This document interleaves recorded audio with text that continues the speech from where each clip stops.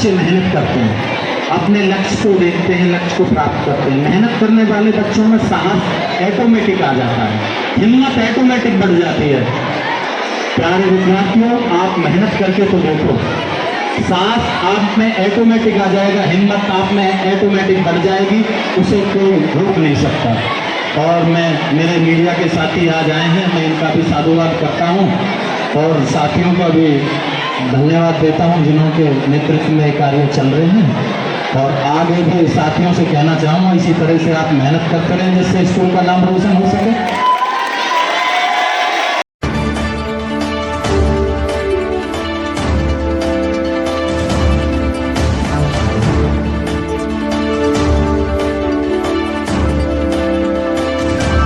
नमस्कार, दिल्ली एनसीआर हलचल की टीम एक बार जोर अतर सिंह कॉलोनी के अंदर नोएडा 63 में हम मौजूद हैं। बीपीएस पब्लिक स्कूल आज sports day 2025 ending and 2026 first week आज समापन दिवस है। इसमें हम बीपीएस ग्लोबल और बीपीएस पब्लिक स्कूल, दो इनकी संस्था यहाँ चलती इस कॉलोनी के अंदर और सेक्टर 63 के अंदर। ये इनके चेयरपर्सन हमारे भाई साहब हैं। एक बार इनका परिचय लेते हैं, फिर इनसे हम शिक्षा के क्षेत्र में और खेल जगत के क्षेत्र में कुछ हमारे महत्वपूर्ण प्रश्न रहेंगे। सबसे पहले एनसीआर हलचल चैनल को मैं अपनी तरफ से बहुत बहुत साधुवाद, बहुत बधाई। भाई राजेश जी, भाई सोमवीर जी को मैं धन्यवाद देता हूं। इन्होंने मेरे स्कूल में आकर मेरे स्कूल को दिखाने का काम कर रहे हैं। मैं आपको दोबारा साधुवाद। अच्छा, ये बताइए चेयरमैन साहब, आपने जो शिक्षा के क्षेत्र में ये विद्यारूपी मंदिर का स्थापना किस सन में किया था? उस समय यहाँ शिक्षा का क्या स्तर था और आपने उसमें क्या बदलाव लाने का प्रयास किया? मैंने इसी स्कूल की स्थापना मेरे पिताजी के हाथों से हुई है।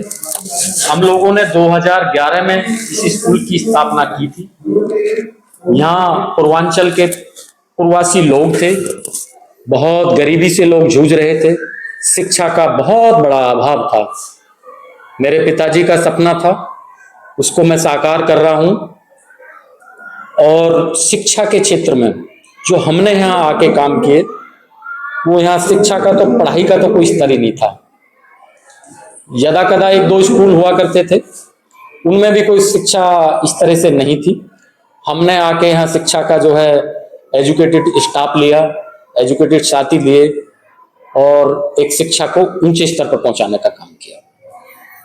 अच्छा, जैसे कि इस क्षेत्र की आर्थिक, सामाजिक और जो स्थिति है उसको देखते हुए आपने एक अनुकरणीय कार्य किया है और आगे भी विश्वास है कि आप करते रहेंगे, जिसका एक परिणाम आप ये स्कूल बताते हैं कि 2000 किस सन में इसका स्थापना हुआ था? मैंने 2011 में इसकी 2011 में स्थापना किए थे और आज हम 2026 के अंदर मौजूद हैं।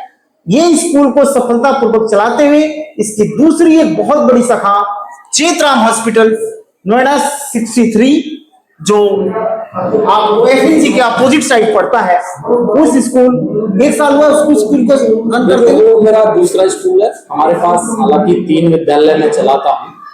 एक विद्यालय मेरा ग्रेटर नोएडा में है, जो गौर सुंदरम के पास है, चार मूर्ति गोलचक्कर के पास है, और 2 संस्थान मेरी यहाँ हैं।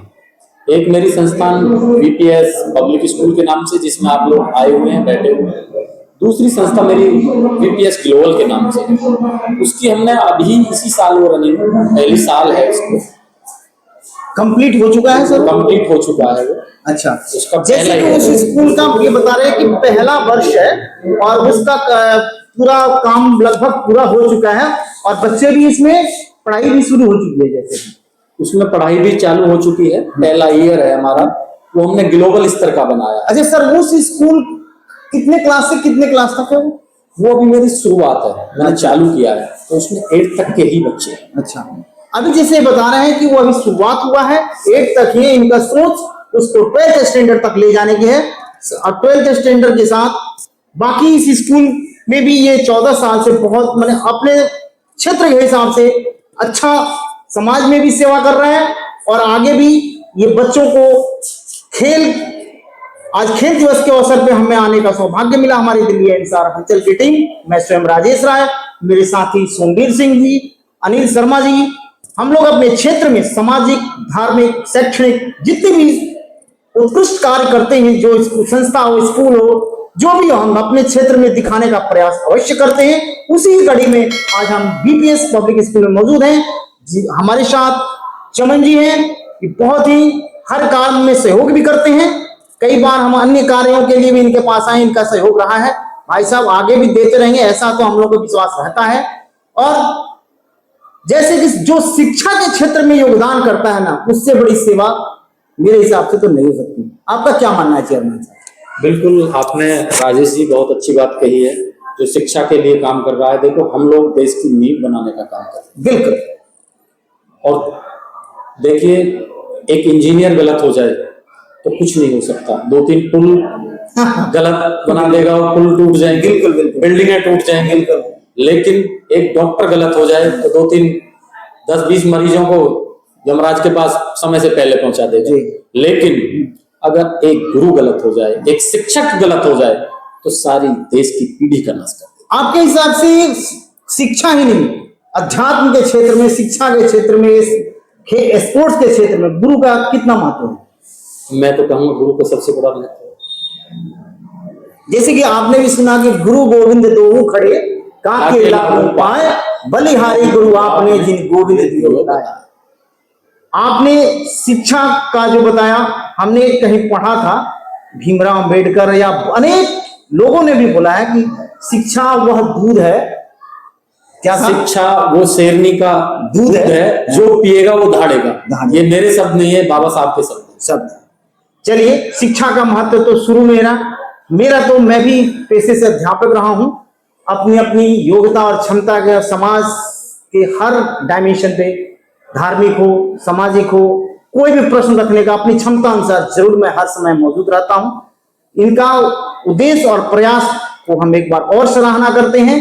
ऐसे ही अपने क्षेत्र को आगे बढ़ाते रहें, शिक्षा का अलग जगाते रहें। चमन भाई साहब, नए वर्ष में अपने क्षेत्र के लोगों से क्या अपील करना चाहेंगे शिक्षा के माध्यम से? मैं क्षेत्रवासियों से यही अपील करूंगा, भाई अपने बच्चों को अच्छी शिक्षा दें, अच्छा माहौल दें, अच्छे स्कूल में उनको डालें, जहां शिक्षा का अच्छा स्तर हो, जहां अच्छे अध्यापक हों, जहां अच्छे एक वातावरण हो, वो फैसला अच्छे तरीके से लें।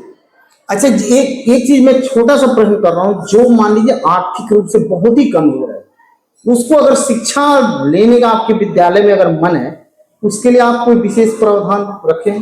राजेश जी, ये मैं डंके की चोट पे कहता हूँ, इस चीज को मैं बहुत डंके की चोट पे कहता हूँ। जो आर्थिक रूप से कमजोर है, उसके लिए वीपीएस संस्थान के दरवाजे हमेशा खुले हैं और खुले रहेंगे। ये बहुत बड़ी बात बोल रहे हैं। आज अपने क्षेत्र के जनता को एश्योर कर रहे हैं कि जो आर्थिक रूप से वाकई में कमजोर है, उनके लिए शिक्षा के दरवाजे इनके हमेशा खुले रहेंगे।